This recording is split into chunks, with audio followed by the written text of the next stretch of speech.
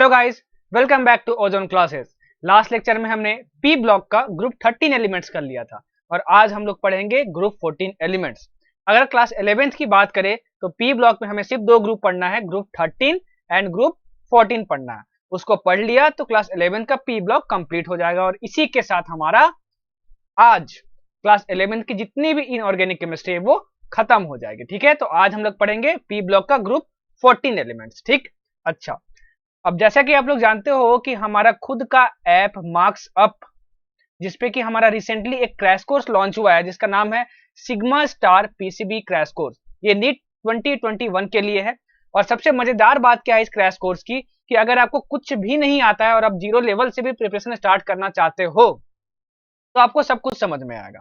ठीक है, मतलब चाहते हो कि अभी कुछ समझ में नहीं आ रहा है, मैं बायोलॉजी भी कर लूं, फिजिक्स भी कर लूं, केमिस्ट्री भी कर लूं, तो आप ज्वाइन करोगे और पढ़ के देखोगे एक बार तो आपको समझ में आएगा कि हाँ, कि सारी चीजें बेसिक से कवर की जा रही हैं। इसका प्राइस बहुत ही अफोर्डेबल रखा गया है, ₹2497, अप्रोक्सीमेटली 2500। अच्छा, और मजे की बात क्या है कि ये 16 मार्च से ही ये बैच हमारा स्टार्ट हो चुका है।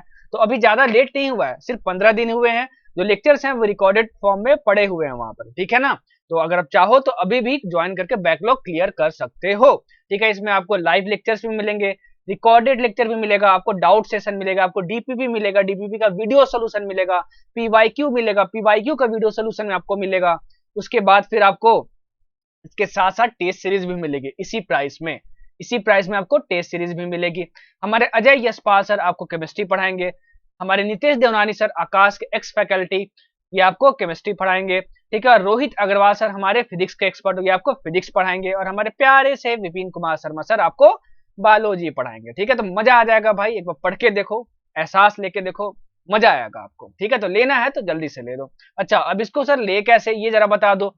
गूगल प्ले स्टोर खोलना, प्ले स्टोर खोलते ही मोबाइल में marks up learning app search कर लेना, इसको इंस्टॉल करना, एक छोटा सा रजिस्ट्रेशन मांगेगा, रजिस्ट्रेशन कर लेना। उसके बाद जैसे ही ऐप को आप ओपन करोगे तो सबसे टॉप पे ही हमारा जो कॉम्बो ऑफर प्राइस ₹2497 है सिग्मा स्टार का, वो आपको दिख जाएगा। इस पे क्लिक करना, क्लिक करते ही जो भी डिटेल्स आपसे मांगी जाएंगी पेमेंट वगैरह के लिए, पेमेंट करना और फिर आपको ये कोर्स अवेल हो जाएगा। ठीक है बच्चों, तो लेना है तो जल्दी से ले लो क्योंकि बहुत मजा आने वाला है। अच्छा, अब हम लोग स्टार्ट करेंगे ग्रुप 14 एलिमेंट्स की। लास्ट लेक्चर में हमने ग्रुप 13 कंप्लीट कर लिया था, होप कि आप नोट्स बना दिए होंगे। ठीक है, ग्रुप 14 हम लोग पढ़ लेंगे, उसके बाद हम लोग करेंगे पुशअप सीरीज क्योंकि हमारा पी ब्लॉक क्लास 11 का कंप्लीट हो जाएगा, that is group 13 and group 14 complete हो जाएगा। ध्यान देना, अगर ग्रुप 14 की बात करें तो एक क्वेश्चन जरूर ही आएगा नीट में, एक क्वेश्चन जरूर ही आएगा नीट में, और 2020 में भी आया था, 2020 में भी आया था। और जितना जरूरत है उतना पढ़ेंगे, कुछ भी फालतू नहीं पढ़ेंगे क्योंकि ग्रुप 14 की बात करें ना तो बहुत छोटा है, लेकिन कोचिंग वगैरह में इतना ज्यादा पढ़ा दिया जाता है कि भाई बच्चे छोड़ देते हैं और इनऑर्गेनिक से ही डरने लगते हैं। तो जितना बताऊंगा, जो बोलूंगा, जो लिखूंगा, जो हाईलाइट करूंगा, जो अंडरलाइन करूंगा, वो सब कुछ नोट्स में डाल लेना भाई। मेरे पुराने स्टूडेंट हो गए तो बोलोगे झमाझम सर हमें तो पता है। ठीक है, चलो ग्रुप 14 की बात करें तो हमको 5 एलिमेंट्स के बारे में पढ़ना है, carbon, silicon, germanium, tin and lead. ये हमारे ग्रुप 14 के एलिमेंट्स हैं। अच्छा, और मजे की बात क्या है, इसमें ज्यादातर आपको पढ़ना है कार्बन और सिलिकॉन के बारे में क्योंकि जो जर्मेनियम, टिन एंड लेड है वो एटमॉस्फेयर में, वो अर्थ क्रस्ट में बहुत ही कम मात्रा में पाया जाता है। अब मजे की बात क्या है कि जो कार्बन है इसके पास 3 आइसोटोप्स होते हैं, एक होता है हमारा C12, एक होता है हमारे पास C12, एक होता है हमारे पास C13 और एक होता है हमारे पास C14। और ये जो C14 वाला आइसोटोप है ना वो होता है रेडियो एक्टिव। वो क्या होता है? Radio active. ये बहुत बार पूछा गया है कि which of the flowing isotope of carbon is radio active in nature, तो ये कौन सा है? C14 है। तो इस लाइन को अंडरलाइन कर लेना, इस लाइन को अपने नोट्स में डाल लेना कि जो C14 आइसोटोप है it is a radio active isotope with half life 5770 years. इसका हाफ लाइफ भी याद कर लेना कि कितना होता है। ठीक है, and use for radio carbon dating. बाप रे बाप सर, रेडियो कार्बन डेटिंग क्या होता है? रेडियो कार्बन डेटिंग को अगर एकदम सिंपल भाषा में समझाऊं जितना आपको जरूरत है कि कोई पेड़ कितना पुराना है वो पता करने के लिए हम लोग रेडियो कार्बन डेटिंग का यूज करते हैं। अच्छा, अब ये कार्बन के बारे में तो स्पेशल बात हुई जितना हमको जानना था। सिलिकॉन के बारे में स्पेशल बात क्या है? जो सिलिकॉन है वो सेकेंड मोस्ट एबंडेंट एलिमेंट है अर्थ क्रस्ट में, ठीक है। और अगर नेचर में ये बात हो की जाए तो नेचर में जनरली सिलिका या सिलिकेट्स के फॉर्म में पाया जाता है। सर ये सिलिका और सिलिकेट्स क्या होता है, अभी आगे पढ़ोगे जान जाओगे भाई, ठीक है। अच्छा, ग्रुप 14 एलिमेंट्स में जो जर्मेनियम होता है, it exist only in traces. बहुत सारे एग्जामिनेशन में पूछा जा चुका है कि ग्रुप 14 का कौन सा एलिमेंट है जो कि बहुत ही कम मात्रा में पाया जाता है, वो ट्रेसेस के फॉर्म में पाया जाता है, बहुत कम। वो कौन सा है? जर्मेनियम है, ठीक है। और जो टिन होता है वो एटमॉस्फेयर में जनरली ऑकर करता है कैसिटेराइट के फॉर्म में, दैट इज SnO2। कैसिटेराइट का फॉर्मूला क्या होता है? SnO2 होता है। एंड जो लीड है वो नेचर में वो जनरली किस फॉर्म में पाया जाता है? गैलिना फॉर्म में। उसका फॉर्मूला क्या होता है? PbS। इन दोनों का फॉर्मूला याद कर लो, ठीक, याद कर लो भाई, ठीक है। क्या याद रखना है आपको कि जो ग्रुप 14 का एलिमेंट है जर्मेनियम, वो ट्रेसेस के फॉर्म में पाया जाता है, ठीक है। जो टिन होता है वो मेनली कैसे पाया जाता है? SnO2 में पाया जाता है। उस SnO2 का क्या नाम है? कैसेटेराइट नाम है। क्या नाम है? कैसेटेराइट नाम है। और जो लिड है वो गैलिना फॉर्म में ज्यादा पाया जाता है। और गैलिना का क्या होता है फॉर्मूला? PbS होता है। पूछा जाता है भाई, जो जो बोलूंगा, जो जो लिखूंगा, जो जो अंडरलाइन करूंगा, जो जो हाईलाइट करूंगा, सब कुछ नोट्स में डालते जाना भाई, ठीक है। देखना तो पूरा लाइन से लेक्चर सीरीज देखना, नहीं देखना होगा तो कुछ मत देखना। यही पढ़ने का तरीका है। पता चला कि एस ब्लॉक नहीं देखे हैं, केमिकल बॉन्डिंग नहीं देखे हैं, डायरेक्ट PA ब्लॉक देख रहे हैं, तो भाई मेरा पढ़ाने का तरीका ऐसा है ना कि हर चैप्टर को मैं लिंक करके पढ़ाता हूं भाई, तो दिक्कत फिर आपको होगी।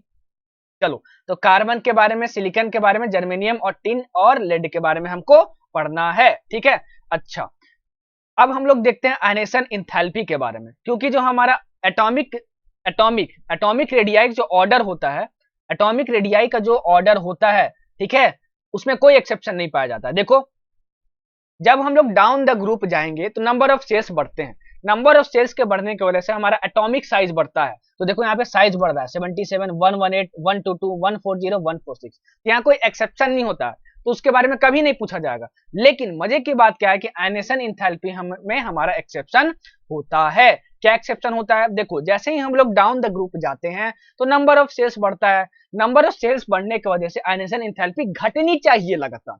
अब ये सब देखो मैं पीरियोडिक टेबल में सब समझा चुका हूँ। अब वहां नहीं, अब वो नहीं पढ़े होगे और डायरेक्ट यहाँ पे आओगे तो भाई इसमें बताओ मैं क्या कर सकता हूँ। तो आपके भले के लिए समझा रहा हूँ यार, सबको नीट निकालना है, सबको नीट निकालना है, ठीक है। चलो, तो डाउन द ग्रुप जाएंगे तो आयनेशन एंथैल्पी घटनी चाहिए, ठीक है। तो देखो 1086, 170, 786, 761, 708, यहां तक तो घट रही है सर, बिल्कुल सही बात है। लेकिन जैसे ही तुम यहां से यहां पर आ रहे हो, देखो यहां से यहां पर आ रहे हो, ठीक है, ये SN है तुम्हारा और ये PB है, ये तुम्हारा लेड है, ठीक है ना, SN और PB है तुम्हारा। तो देखो यहाँ पे बढ़ जा रहा है, ऐसा क्यों होता है?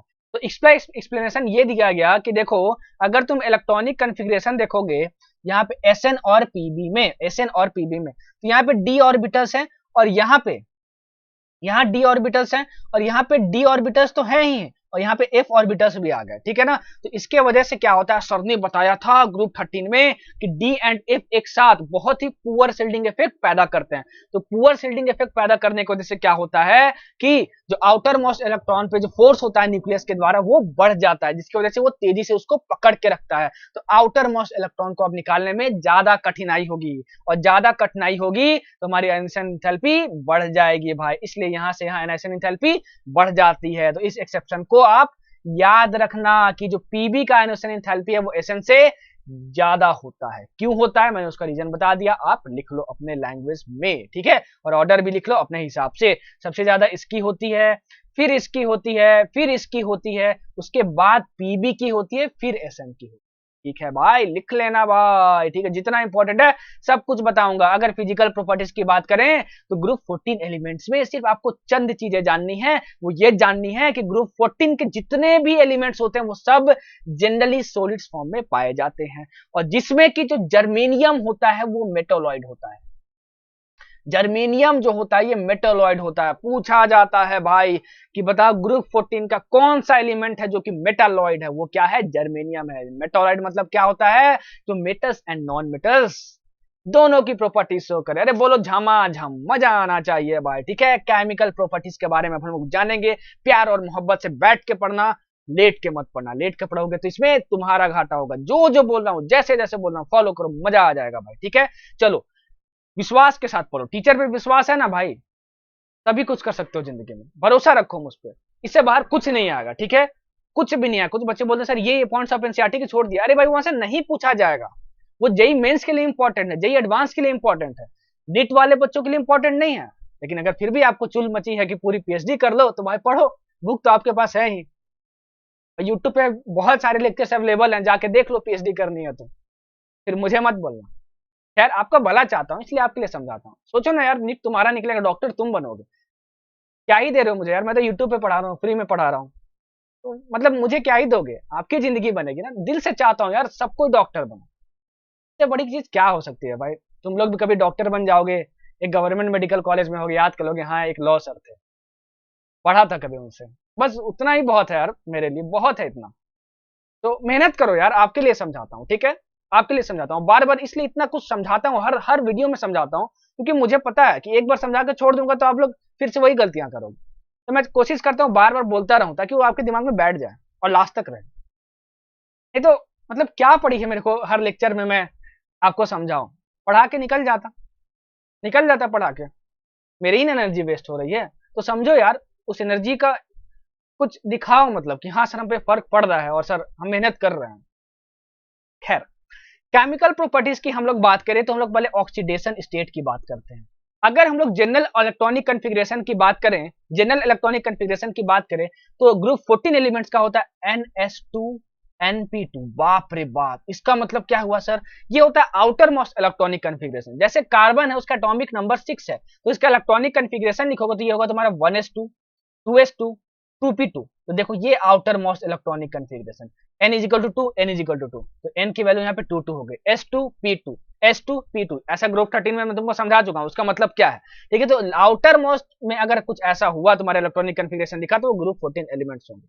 अब मजे की बात क्या है कि मैक्सिमम अपना 4 देखो, क्योंकि हमेशा इलेक्ट्रॉन कहां से रिमूव किया जाता है, आउटर मोस्ट सेल से ही रिमूव किया जाता है जनरली, ठीक है। तो ये इसके पास +4 चार्ज आ सकता है, ये अपने आउटर मोस्ट सेल से अगर ये चारों इलेक्ट्रॉन मतलब लूज कर सके तो, ठीक है। तो इसलिए बोला जाता है कि जो ग्रुप 14 के एलिमेंट्स हैं उनके 4 इलेक्ट्रॉन होते हैं आउटर स्मॉल सेल में, बिल्कुल 2 2 4, और वो जो कॉमन ऑक्सीडेशन स्टेट दिखाते हैं वो +4 का दिखाते हैं और +2 का दिखाते हैं, ठीक है। क्योंकि 4 इलेक्ट्रॉन लूज कर दिया, ठीक है, तो C4+ बन सकता है तुम्हारा, ठीक है। 2 इलेक्ट्रॉन लूज किया तो C2+ बन सकता है तुम्हारा, तो दोनों ऑक्सीडेशन स्टेट पॉसिबल है। और मजे की बात क्या है कि कार्बन जो है वो निगेटिव ऑक्सीडेशन स्टेट भी दिखाता है, बहुत मजे की बात है। इसका एक एग्जांपल दे दूं तो होता है Be2C, इसमें कार्बन का ऑक्सीडेशन स्टेट निकालो, बेरिलियम तो अल्कलाइन अर्थ मेटल है तुम्हारा, ठीक है, तो उसका फिक्स होता है, रिडॉक्स रिएक्शन में मैंने सिखाया था, कार्बन का निकाल देखो, इसमें -2 आएगा, इसका क्या आएगा, कार्बन का -2 आएगा। ये मजे की बात है, पूछा जाता है कि which of the flowing element of group 14 shows negative oxidation state also, तो वो कौन सा एलिमेंट है, वो कार्बन है भाई, वो क्या है, कार्बन है भाई। Carbon also exhibits negative oxidation state, +4 +2 तो दिखाता ही है, साथ ही साथ निगेटिव ऑक्सीडेशन स्टेट भी दिखाता है, कौन, कार्बन, ठीक है।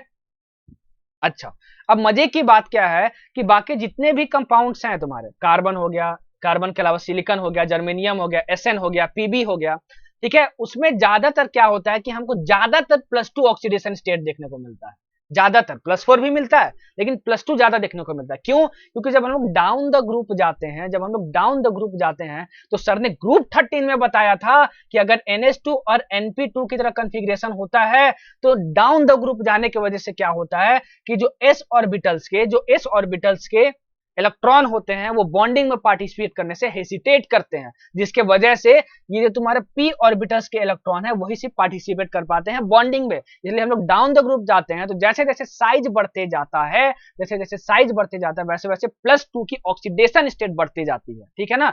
तो अगर हम लोग डाउन द ग्रुप जाएंगे तो जर्मेनियम SNPB, तो सबसे ज्यादा +2 ऑक्सीडेशन स्टेट दिखाने की किसकी प्रोबेबिलिटी होगी, पीबी की होगी। अगर ये समझ में नहीं आया, इसका मतलब आप ग्रुप 13 एलिमेंट्स मेरा नहीं देखे हो भाई, तो इसमें क्या होगा, सिर्फ तुम्हारा घाटा होगा। चलो, अब अगर हम लोग टिन की बात करें, ठीक है, तो टिन तो दोनों ऑक्सीडेशन स्टेट देता है, +4 +2 देता है, मैंने तो बताया है तुम्हें, +4 भी देता है और +2 भी दिखाता है, लेकिन अगर टिन +2 स्टेट दिखा रहा है ऑक्सीडेशन स्टेट, तो रिड्यूसिंग एजेंट की तरह बिहेव करता है भाई।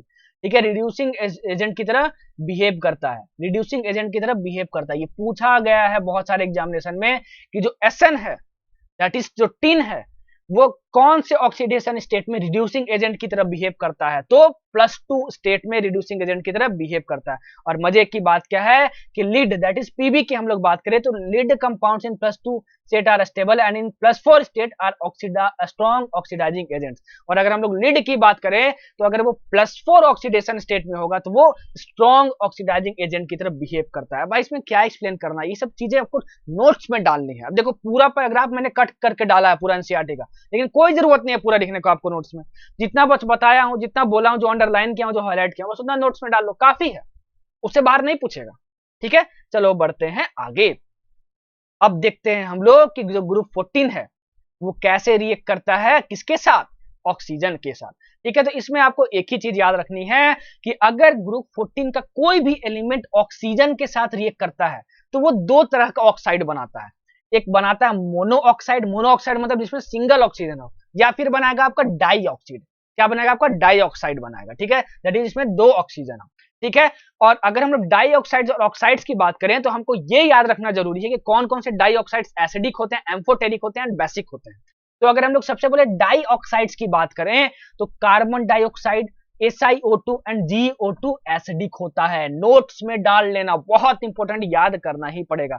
और तो और अगर SnO2 की बात करें, PbO2 की बात करें तो वो एम्फोटेरिक इन नेचर होता है। ठीक है, अच्छा, अब मोनो ऑक्साइड्स की बात करें, मतलब जिसमें सिंपल एक ऑक्सीजन होता है, तो carbon monoxide is neutral, GeO is distinctly acidic, ये याद करने की जरूरत नहीं है। SNO and PbO are amphoteric. मतलब मजे की बात क्या है, आप देखोगे यहाँ पे कि SN और PB का, that is tin and lead का, चाहे डाइऑक्साइड बने चाहे मोनोऑक्साइड बने, दोनों एम्फोटेरिक होते हैं, दोनों एम्फोटेरिक होते हैं। एंड CO2, SiO2, GO2 क्या होता है, वो एसिडिक होता है। भाई बहुत इंपॉर्टेंट, जो जो बोला हूं, जो जो लिखा हूं, सब कुछ नोट्स में डाल लेना भाई, जो जो हाईलाइट किया हूं वो भी।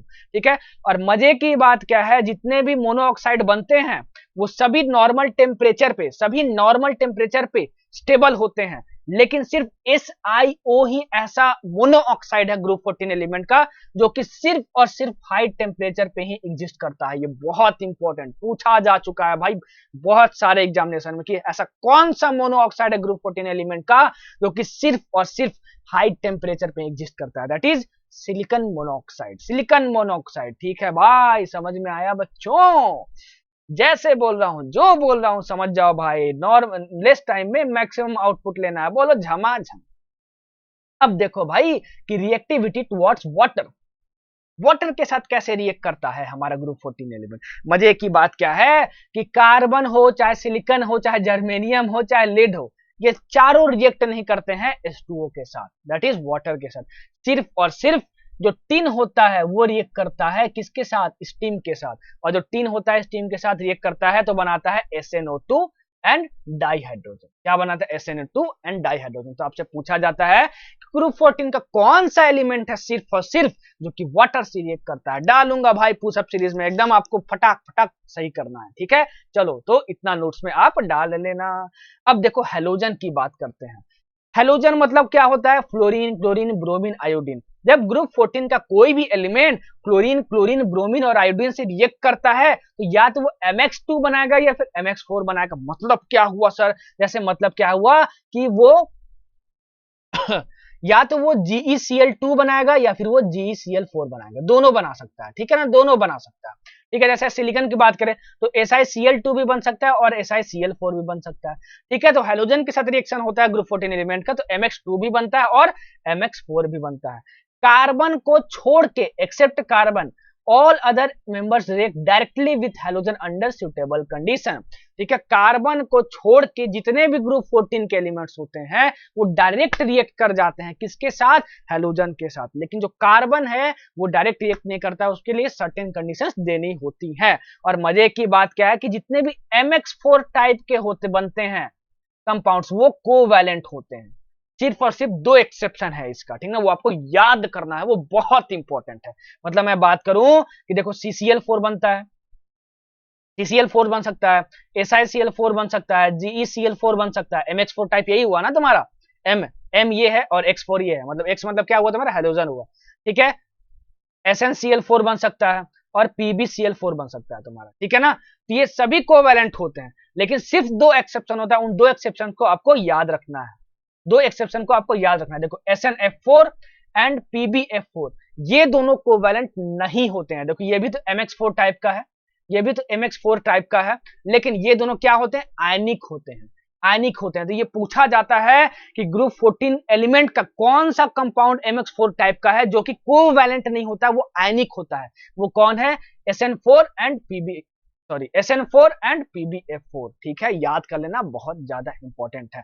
और मजे की बात क्या है कि MX4 में जो PbI4 होता है वो एग्जिस्ट करता ही नहीं है, वो करता ही नहीं है। क्यों? क्योंकि जो PbI बॉन्ड बनने के लिए, अरे भाई PbI4 जो है भाई पहले बॉन्ड बनेगा तभी तो भाई बनेगा PbI4, नहीं तो घंटा बनेगा, ठीक है, नहीं बनेगा फिर। अच्छा तो नहीं बनेगा तो क्यों नहीं बनता है सर, मजे की बात क्या है कि कभी भी जब हम लोग PbI4 कंपाउंड बनाना चाहेंगे तो उसमें क्या होता है, हाइब्रिड ऑर्बिटल्स इन्वॉल्व होंगे, केमिकल बॉन्डिंग में बताया था। तो एक्साइटेशन इलेक्ट्रॉन्स का होना बहुत जरूरी है हाइब्रिडाइजेशन में, ये मैंने पढ़ाया था वहां केमिकल बॉन्डिंग में, ठीक है। तो मजे की बात क्या है कि यहाँ पे एक्साइटेशन ही नहीं हो पाता है इनके इलेक्ट्रॉन्स का, बस इतना याद रखो, ताकि PbI बॉन्ड बने भी। तो PbI4 एग्जिस्ट करता ही नहीं है। तो ये पूछा जाता है कि MX4 का ग्रुप 14 एलिमेंट का कौन सा कंपाउंड है जो एग्जिस्ट नहीं करता है, वो क्या है, PbI4 है। अगर आप लाइन टू लाइन एक्सप्लेनेशन चाहो तो ये एक्सप्लेनेशन लिख लेना कि PbI4 क्यों नहीं एग्जिस्ट करता है, because PbI bond initially formed during the reaction does not release enough energy to unpair CH2 like side और, ठीक है।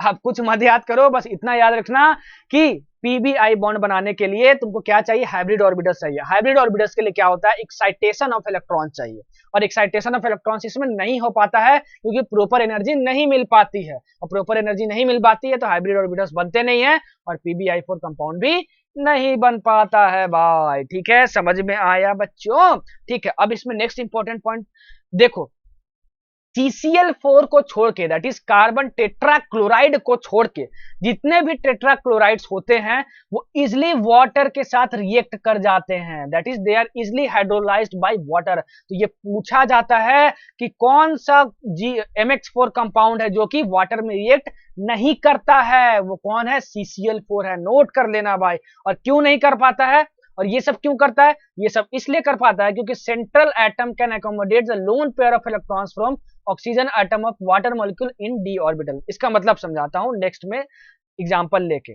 देखो जो CCl4 है उसको मैं H2O के साथ लूंगा तो कोई रिएक्शन ही नहीं होगा, वाटर में रिएक्शन नहीं होता, सबने बताया कैसे।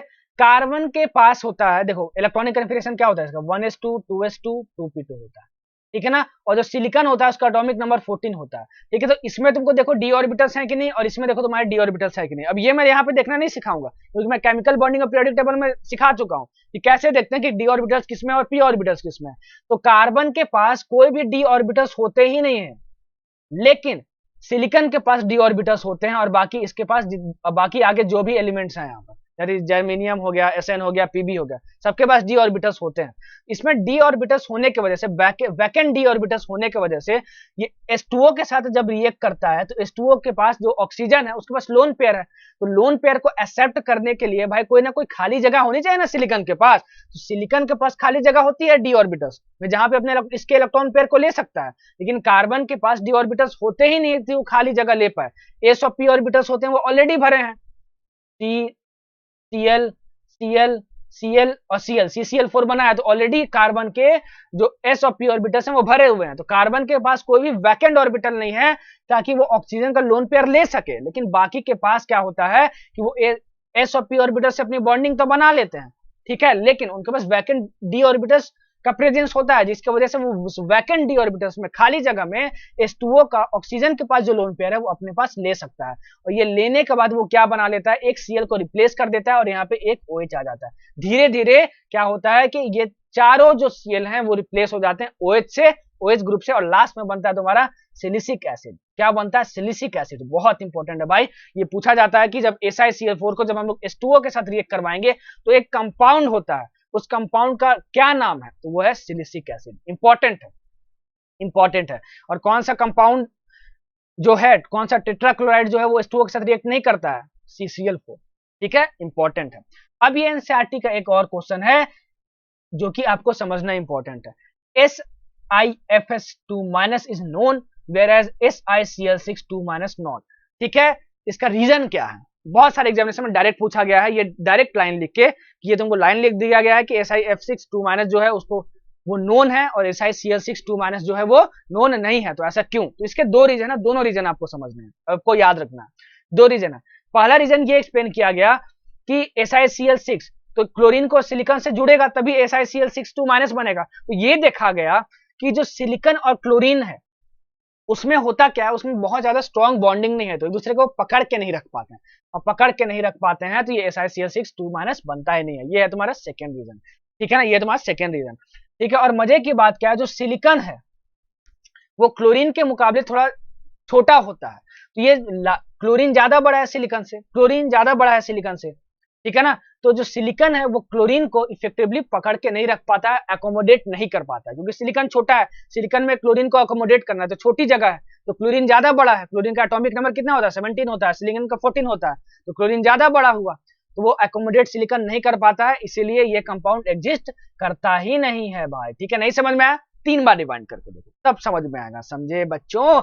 जितना जरूरत है उतना सब कुछ बता रहा हूँ, कुछ भी बकैती नहीं मार रहा हूँ, जितना जरूरत है सब बताऊंगा भाई, यकीन मानो। ठीक है, कुछ भी छूटेगा नहीं।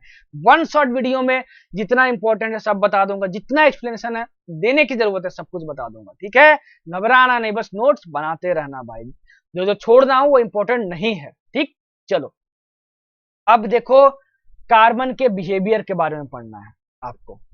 जैसा कि मैंने बताया कि कार्बन के पास सिर्फ और सिर्फ s और p ऑर्बिटल्स होते हैं बॉन्डिंग के लिए, जिसके वजह से क्या होता है कि बाकी ग्रुप 14 के एलिमेंट्स के अलावा इसके पास कुछ स्पेशल प्रॉपर्टीज होती है। इसके पास क्या स्पेशल प्रॉपर्टी होती है कि इसके पास बहुत ही भयानक टेंडेंसी होती है पी पाई मल्टीपल बॉन्ड बनाने की। मतलब क्या? पाई बॉन्ड जो कि p और p ऑर्बिटल के ओवरलैप से बने, उसको क्या बोलते हैं? पी पाई मल्टीपल बॉन्ड, पी पाई मल्टीपल बॉन्ड। ये खुद के साथ भी मल्टीपल बॉन्ड बना सकता है और बहुत सारे एलिमेंट के साथ भी मल्टीपल बॉन्ड बना सकता है, बना सकता है। ठीक है, इतना इंपॉर्टेंट था इसमें। अच्छा, अब खुद के साथ बनाने की इसकी बहुत भयानक एबिलिटी होती है। खुद के साथ ये खुद अपना बॉन्ड बना ले, दैट इज सीसी बॉन्ड बना ले, सीसी बॉन्ड बना ले। और सीसी बॉन्ड बहुत सारी ये बना सकता है अपने आप में, ये इसकी यूनिक एबिलिटी होती है कार्बन की। ठीक है, इसी प्रॉपर्टी को हम लोग बोलते हैं कैटिनेशन। क्या हम लोग बोलते हैं? कैटिनेशन। और मजे की बात क्या कि एक बार जो कार्बन कार्बन बॉन्ड बन गया वो बहुत ही ज्यादा स्ट्रांग होता है, बहुत ही ज्यादा स्ट्रांग होता है। तो कोई भी चीज जब स्ट्रांग बनते जाती है ना चेन में, तो वो कभी भी टूटना नहीं चाहती है, वो कभी भी टूटना नहीं चाहती है। और ये कार्बन के पास इस चीज की भयानक टेंडेंसी होती है, और उसी प्रॉपर्टी को हम लोग क्या बोलते हैं? कैटिनेशन बोलते हैं। अब कार्बन की साइज बहुत छोटी होती है बाकी एलिमेंट्स के कंपैरिजन में, और साइज छोटे होने की वजह से क्या होगा? इलेक्ट्रोनेगेटिविटी ज्यादा होगी। सब कुछ पीरियोडिक टेबल में बताया तुमको, ठीक ना, इसलिए यहाँ पे फास्ट बता रहा हूँ। इलेक्ट्रोनेगेटिविटी ज्यादा होगी, और जितनी इलेक्ट्रोनेगेटिविटी ज्यादा होगी उतना ही जो सीसी बॉन्ड होगा उतना ज्यादा मजबूत होगा, क्योंकि इलेक्ट्रोनेगेटिविटी क्या होती है? Tendency to attack shared pair of electrons. ठीक है ना।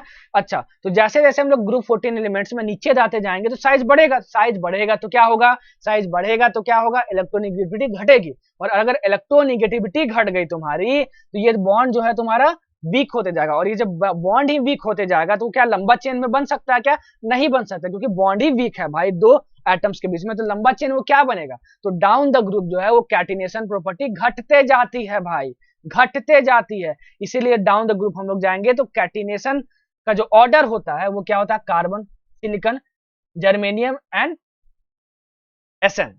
ठीक है ना। और मजे की बात क्या कि लीड जो है वो कैटिनेशन शो करता ही नहीं है। बहुत इंपॉर्टेंट पॉइंट, ये पूछा जाता है कि बताओ ग्रुप 14 का कौन सा एलिमेंट है जो कि कैटिनेशन शो नहीं करता है? तो वो कौन है? लीड है। वो कौन है भाई? लीड है, दैट इज पीबी है भाई। बढ़ते हैं आगे। अब हम लोग देखेंगे कार्बन के इलेक्ट्रॉप्स के बारे में। कार्बन के इलेक्ट्रॉप्स क्यों होता है सर, जरा ये बताना आप। देखो कार्बन के इलेक्ट्रॉप्स क्या है?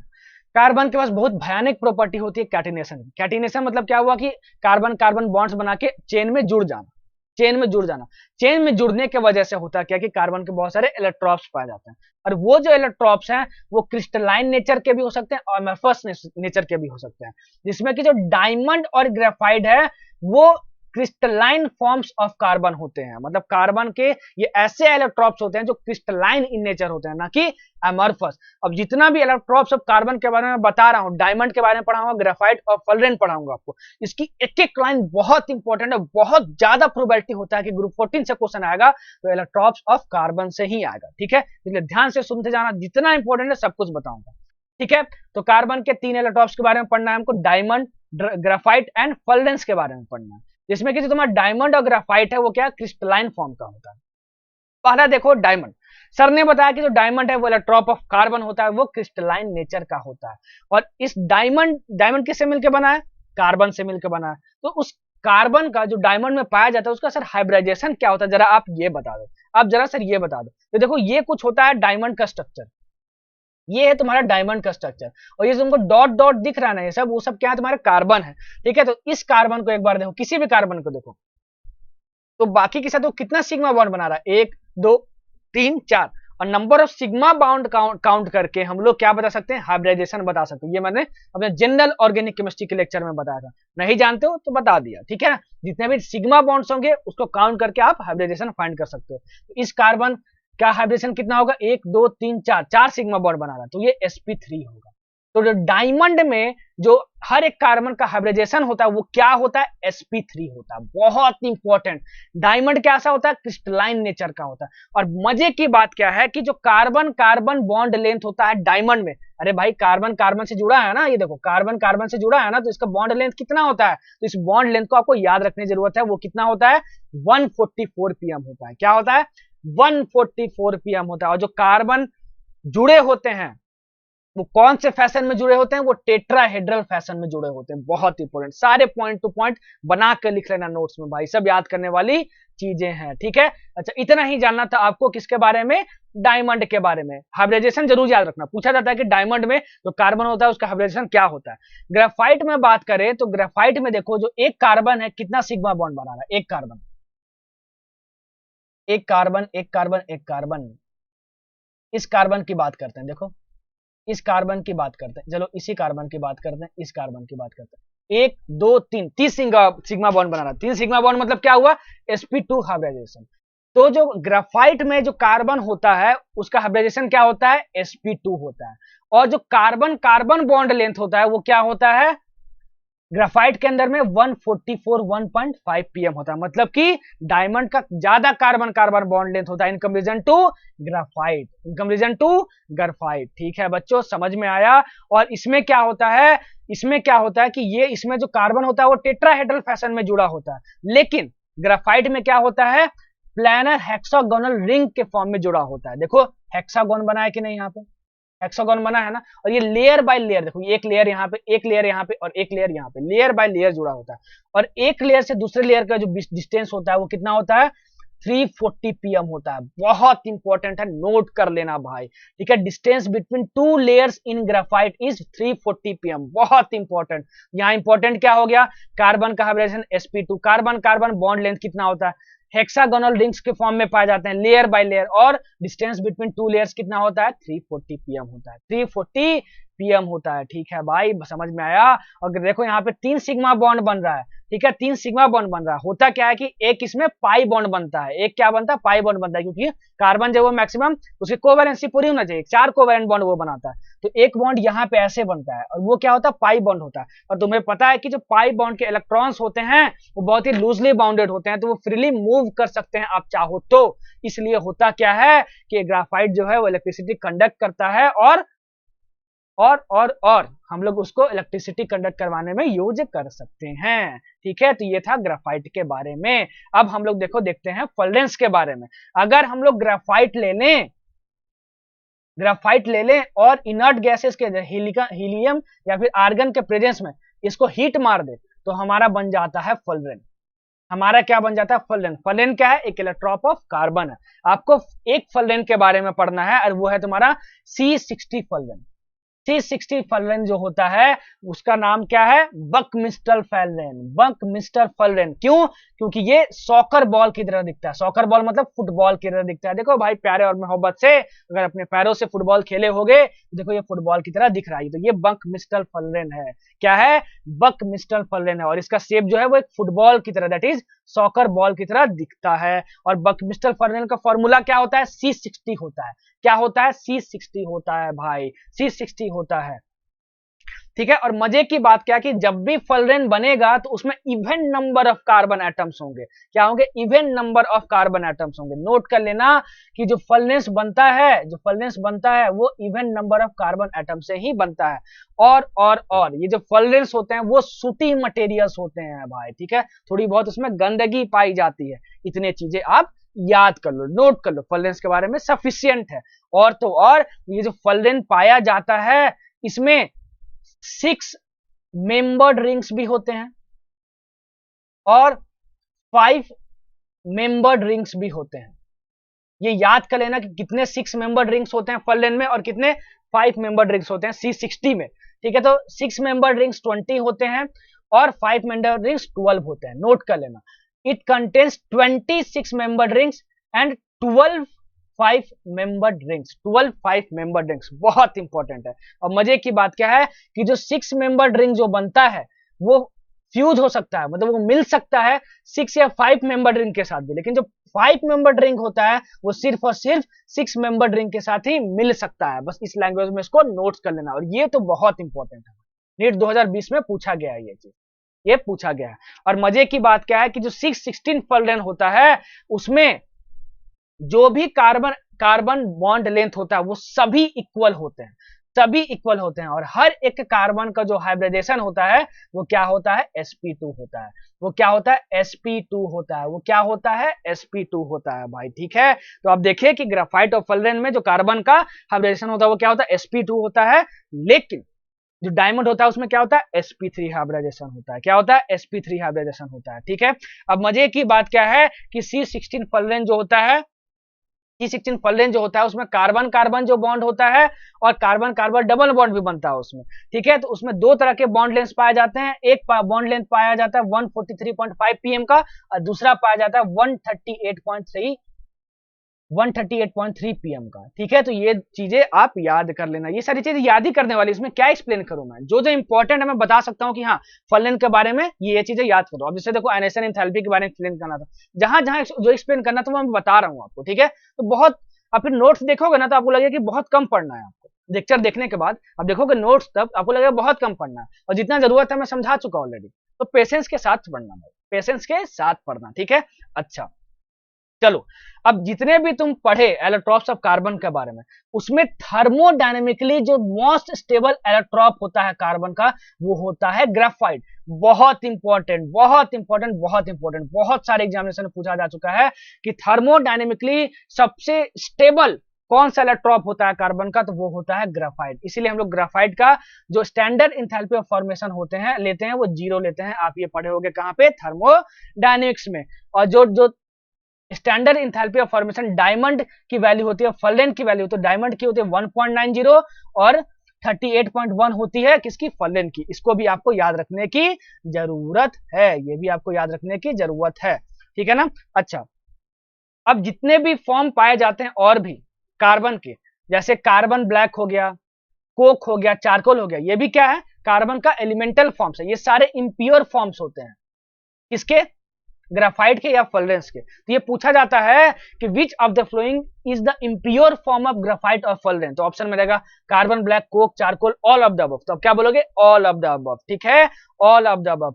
अगर आप हाइड्रोकार्बन्स को, दैट इज हाइड्रोकार्बन्स को, जिसमें सिर्फ हाइड्रोजन और कार्बन्स होते हैं, हाइड्रोजन और कार्बन्स होते हैं, हाइड्रोकार्बन्स।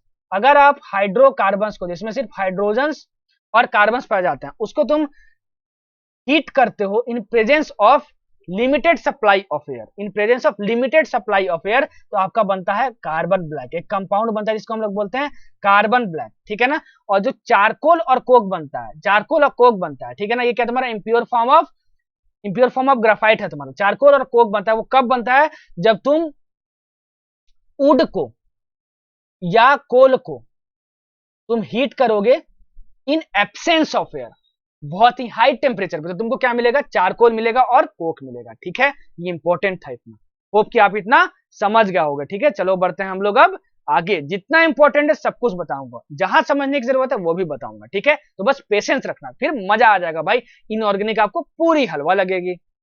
अब हम लोग पढ़ेंगे some important compounds of carbon and silicon, जिसमें कि हम लोग सबसे पहले पढ़ेंगे कार्बन मोनोऑक्साइड के बारे में, दैट इज CO के बारे में। जितनी इंपॉर्टेंट प्रॉपर्टीज है सब कुछ बता रहा हूं, जो नीट पॉइंट ऑफ एग्जाम से बहुत इंपॉर्टेंट है। ठीक है, ध्यान से सुनना। सबसे पहले कार्बन मोनोऑक्साइड जनरली बनाया कैसे जाता है। अगर हम लोग कार्बन को ले लें in limited supply of oxygen और एयर, मतलब कि जो O2 तुम लिए हो वो लिमिटेड लिए हो, अनलिमिटेड नहीं लिए हो।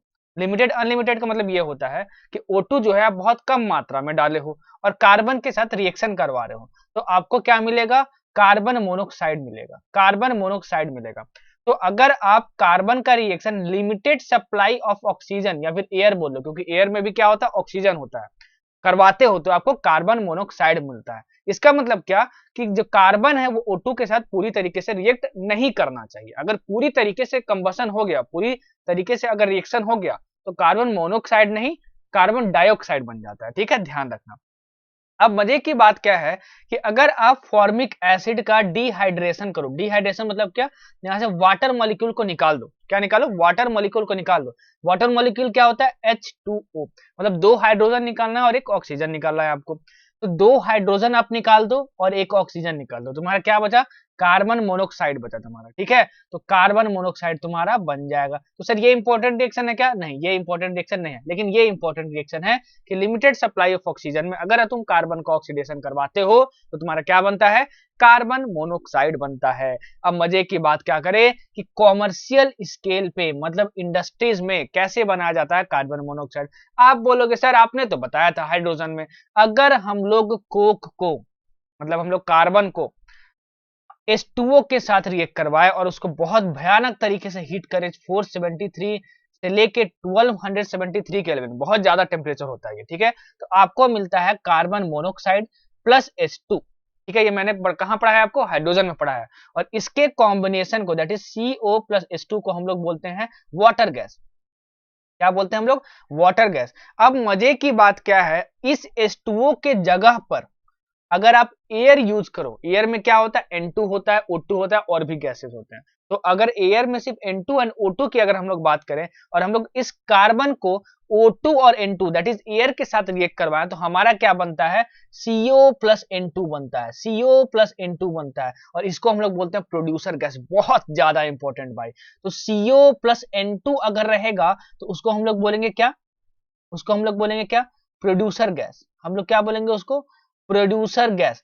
और अगर हमारे पास CO प्लस H2 रहेगा तो क्या बोलेंगे उसको हम लोग, वाटर गैस। तो ध्यान देना, बहुत बार ये पूछा जा चुका है कि प्रोड्यूसर गैस का फॉर्मूला क्या होता है। ऑप्शन में रहेगा CO प्लस N2 और फटाक से और सटाक से उसको आपको टिक मारना होगा भाई। ठीक है, और कैसे बनता है ये, जब कार्बन डाइऑक्साइड को, सॉरी कार्बन को जब एयर के साथ रिएक्ट करवाते हो, दैट इज O2 और N2 के साथ रिएक्ट करवाते हो, तो आपको प्रोड्यूसर गैस मिलता है। इंपॉर्टेंट है। ठीक है, अच्छा, अब जो कार्बन मोनोऑक्साइड है, जो कार्बन मोनोऑक्साइड, उसकी कुछ प्रॉपर्टीज होती हैं जो आपको याद रखने की जरूरत है। जो कार्बन मोनोऑक्साइड, उसका कोई भी कलर नहीं होता है, कोई भी स्वाद नहीं होता है, वो वाटर में लगभग इनसॉल्युबल होता है। बहुत इंपॉर्टेंट प्रॉपर्टी, नीट 2020 में पूछा गया है ये भाई।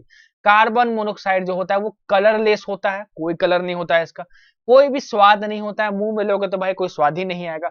और वाटर इनसॉल्युबल होता है भाई, वाटर में ये घुलता नहीं, मतलब वाटर के साथ ये रिएक्ट नहीं करता। और मजे की बात क्या है कि बहुत ही पावरफुल रिड्यूसिंग एजेंट होता है, बहुत ही भयानक पावरफुल रिड्यूसिंग एजेंट।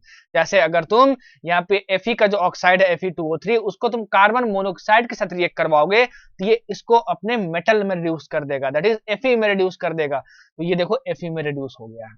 यहाँ कार्बन मोनोऑक्साइड यूज किए हो जिंक ऑक्साइड के साथ, तो देखो इसको इसके रेस्पेक्टिव मेटल में रिड्यूस कर दिया, दैट इज Zn में रिड्यूस कर दिया। तो यहां से हमको क्या पता चला कि जो कार्बन मोनोऑक्साइड है वो एक पावरफुल रिड्यूसिंग एजेंट है। लेकिन इन दोनों रिएक्शन को आपको याद करने की जरूरत नहीं है। ठीक है, अब मजे की बात क्या है कि अगर आप कार्बन मोनोऑक्साइड का लेविस डॉट स्ट्रक्चर बनाओ तो वो कुछ ऐसा बनता है, कुछ ऐसा बनता है। 3 बॉन्ड होते हैं, यहाँ पे एक लोन पेयर और यहाँ पे एक लोन पेयर। अब इस कार्बन के पास ये जो लोन पेयर है वो डोनेट कर सकता है, डोनेट कर सकता है, ठीक है। So it can act as a donor, it can act as a donor. और जो लोन पेयर डोनेट कर सकता है उसको हम लोग क्या बोलते हैं, लेविस बेस। तो सीओ जो कार्बन मोनोऑक्साइड है वो लेविस बेस के साथ, लेविस बेस की तरह रिएक्ट बिहेव कर सकता है, बिहेव कर सकता है, ठीक है। तो इस पॉइंट को नोट कर लेना भाई, ठीक है। इसमें कितना सिग्मा कितना पाई बॉन्ड है, 1 सिग्मा एंड 2 पाई बॉन्ड्स है यहाँ पर, ठीक है ना। कार्बन मोनोऑक्साइड के स्ट्रक्चर में स्ट्रक्चर याद करना है, ठीक है। और मैंने ये ऑलरेडी बताया तुमको इन्वायरमेंटल केमिस्ट्री में कि जो कार्बन मोनोऑक्साइड है वो अपने ब्लड में जो हेमोग्लोबिन पाया जाता है उसके साथ रिएक्ट करके कार्बोक्सी हेमोग्लोबिन बना सकता है, जो कि 300 टाइम्स ज्यादा स्टेबल है किसके कंपैरिजन में, ऑक्सीजन हेमोग्लोबिन कॉम्प्लेक्स में। इसके वजह से स्टेबिलिटी गेन करने के लिए कार्बन मोनोऑक्साइड की बहुत ज्यादा क्षमता होती है कि हमारे हेमोग्लोबिन से रिएक्ट कर जाए और कार्बोक्सी हेमोग्लोबिन बना। और जो कार्बोक्सी हेमोग्लोबिन है ना भाई बहुत खतरनाक होता है हमारे ब्लड के लिए, क्योंकि जो ऑक्सीजन सप्लाई है उसको बहुत लिमिट कर देता है, जिससे कि आपकी डेथ भी हो सकती है। ये तो मैं ऑलरेडी पहले ही आपको बता चुका हूं, ठीक है। चलो ठीक है, बढ़ते हैं आगे, इतना ही इंपॉर्टेंट था इसमें। और अब हम लोग पढ़ेंगे कार्बन डाइऑक्साइड के बारे में। कार्बन डाइऑक्साइड बोले तो CO2। CO2 कैसे बनता है, अगर तुम कार्बन का O2 के साथ रिएक्शन करवाओगे तो तुम्हारा CO2 बनेगा। बोलोगे सर आपने तो अभी बताया था कि O2 के साथ रिएक्शन करवाएंगे तो हमारा क्या बनता है, कार्बन मोनोऑक्साइड बनता है। मैं बोलूंगा बच्चों, मैं आपको उस समय ये बोला था कि उस समय तुमको लिमिटेड सप्लाई ऑफ एयर लेना है, लिमिटेड सप्लाई ऑफ ऑक्सीजन लेना है। यहाँ पे तुमको क्या लेना है, एक्सेस ऑफ एयर लेना है, ताकि कंप्लीट कंबसन हो पाए। तब तुम्हारा क्या बनेगा, तब तुम्हारा बनेगा कार्बन डाइऑक्साइड बनेगा, ठीक है ना, कार्बन डाइऑक्साइड बनेगा। और अगर किसी भी हाइड्रोकार्बन का, हाइड्रोकार्बन मतलब क्या, जिसमें कार्बन हो और हाइड्रोजन हो, उसका तुम ऑक्सीजन के साथ रिएक्ट करवाते हो तो हमेशा CO2 प्लस H2O बनता है। सो CO2 बनाने का एक और तरीका है। और अगर हम लोग लेबोरेटरी में बात करें कि जिस लैब में हम लोग काम करते हैं, प्रैक्टिकल करते हैं, उसमें CO2 बनाने का सबसे मोस्ट कन्वीनियंट तरीका क्या है, तो ये है कि CaCO3 को अगर तुम HCl के साथ रिएक्ट करवा दो तो तुम्हारा यहाँ पे CO2 मिल जाता है। ये पूछा जाता है भाई कि laboratory method of carbon dioxide इसमें से कौन सा है, तो आप क्या बोलोगे, action of dilute HCl on calcium carbonate, that is reaction of calcium carbonate with HCl। अब मजे की बात क्या है कि इंडस्ट्री में कार्बन डाइऑक्साइड का बनाने का सबसे आसान तरीका होता है हीटिंग लाइमस्टोन मतलब क्या, CaCO3। जब तुम CaCO3 को हीट करोगे तो ये तुम्हारा बनता है CaO प्लस CO2। तो हमको यहाँ से भी CO2 मिल जाता है। और इंडस्ट्रीज में मतलब कॉमर्शियल स्केल पर बनाने के लिए CO2 इसी मेथड को प्रीफर किया जाता है। और मजे की बात क्या है कि कार्बन मोनोऑक्साइड की तरह ही जो तुम्हारा कार्बन डाइऑक्साइड होता है वो भी कलरलेस होता है और ऑर्डरलेस होता है, कोई भी इसका स्वाद नहीं होता है। लेकिन ये थोड़ा बहुत वाटर में सोलुबल होता है, it's low solubility in water, थोड़ा बहुत वाटर में सोलुबल होता है, ठीक है। और अगर ये H2O के साथ रिएक्ट कर जाए CO2 तो वो क्या बना जाता है, H2CO3। और H2CO3 को हम लोग क्या बोलते हैं, कार्बोनिक एसिड बोलते हैं। क्या बोलते हैं, कार्बोनिक एसिड बोलते हैं भाई, क्या बोलते हैं, कार्बोनिक एसिड बोलते हैं। और एक ये वीक डाइबेसिक एसिड है, डाइबेसिक मतलब क्या होता है, इसकी बेसिसिटी 2 हो। बेसिसिटी 2 होने का मतलब क्या हुआ कि 2 रिप्लेसेबल H प्लस आयंस हो, 2 रिप्लेसेबल H प्लस आयंस, बाप रे बाप, मतलब कि इसके तुम 2 हाइड्रोजन निकाल सकते हो, ठीक है। तो ये इंपॉर्टेंट पॉइंट था, याद कर लेना भाई, ठीक है। मजे की बात क्या है कि H2CO3 का अगर आप एक्वस सोल्यूशन प्रिपेयर करते हो तो एक बार आपका बनता है HCO3 माइनस, ठीक है। और तुम्हारे पास H2CO3 था ही, ठीक है ना, मतलब H2CO3 का तुम अगर एक्वस सोल्यूशन लोगे, मतलब H2O में फिर से इसको डिसॉल्व कर दोगे तो तुमको HCO3 माइनस मिलता है। और HCO3 माइनस और H2CO3 ये मिलके तुम्हारा एक बफर सिस्टम बनाता है। बाप रे बाप, बफर सिस्टम मतलब क्या, लास्ट ईयर में मैंने फिजिकल केमिस्ट्री में आने की इक्विलिब्रियम पढ़ाया था बहुत बेहतरीन तरीके से, ताकि आपका नीट का काम हो जाए। तो वहां मैंने बफर सिस्टम बताया था कि क्या होता है, वैसे भी आप अगर फिजिकल पढ़े होगे तो जानते ही होंगे। तो ये बफर सिस्टम बनाता है और हमारा जो ब्लड है भाई, हमारा जो खून है उसका पीएच मेंटेन करने में ये मदद करता है। क्या, पीएच मेंटेन करने में मदद करता है। पीएच देखो क्या, ये एल्कली है, मतलब बेसिक है। अगर ब्लड का हमारा पीएच एसिडिक हो गया भाई तो सटाक से ऊपर चले जाओगे, समझे। तो ये हमारा ब्लड का पीएच मेंटेन करने में भी मदद करता है। अब कार्बन डाइऑक्साइड की आगे हम लोग बात करें कि जो कार्बन डाइऑक्साइड है, ठीक है, वो सॉलिड फॉर्म में भी पाया जाता है in the form of dry ice. मतलब ड्राई आइस क्या है? ड्राई आइस है तुम्हारा solid CO2, that is solid carbon dioxide. सब कुछ नोट कर लेना, जो जो बोल रहा हूं, जो जो लिख रहा हूं, जो जो हाईलाइट कर रहा हूं, जो जो अंडरलाइन कर रहा हूं, ठीक है। अगर तुम्हारा जो CO2 है, कार्बन डाइऑक्साइड तुम्हारा गैस, उसको तुम एक्सपैंड करोगे, उसको तुम फैलाओगे, ठीक है, तो वो सॉलिड फॉर्म में बन जाता है और सॉलिड CO2 को हम लोग बोलते हैं ड्राई आइस। और ये जो ड्राई आइस है ना, हम लोग अपने फ्रीज में यूज करते हैं। क्यों? क्योंकि एक रेफ्रिजरेंट की तरह ये बिहेव करता है। रेफ्रिजरेंट मतलब क्या? जो चीज ठंडी पैदा करे, ठंडी पैदा करे, मतलब जो चीज ठंडा करे, उसको हम लोग बोलते हैं क्या? रेफ्रिजरेंट, ठीक है ना। तो ड्राई आइस को हम लोग रेफ्रिजरेंट की तरह भी यूज करते हैं। ड्राई आइस किसको हम लोग बोलते हैं? सॉलिड CO2 को बोलते हैं, सॉलिड CO2 को बोलते हैं, ठीक है। अच्छा, अब मजे की बात क्या है, जो गैस फॉर्म में CO2 होता है, जो गैस फॉर्म में CO2 होता है, उसको हम लोग सॉफ्ट ड्रिंक्स में यूज करते हैं, सॉफ्ट ड्रिंक्स में यूज करते हैं। क्यों? क्योंकि आप देखोगे जो सॉफ्ट ड्रिंक है ना, सॉफ्ट ड्रिंक आप जब पीते होगे, पेप्सी वगैरह, उसमें झाग वगैरह आ जाता है, तो किसके वजह से आता है? वो CO2 की वजह से आता है। और भी चीजें होती हैं जो रिस्पॉन्सिबल होती है, लेकिन one of the factor is CO2 होता है, one of the factor is CO2।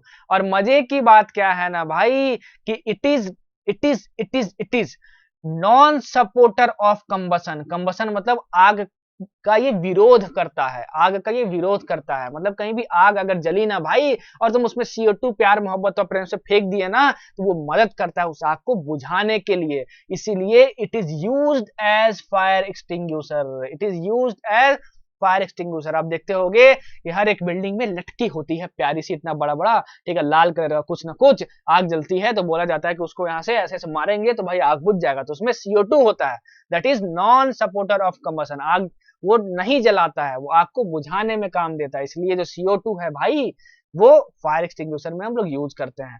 अब अगर हम इसके स्ट्रक्चर की बात करें CO2 का, तो वो लीनियर होता है, COO बॉन्ड CO, ठीक है। और यहाँ पे लोन पेयर, यहाँ लोन पेयर, यहाँ पे लोन पेयर और यहाँ पे लोन पेयर। ये कैसा शेप होता है इसका?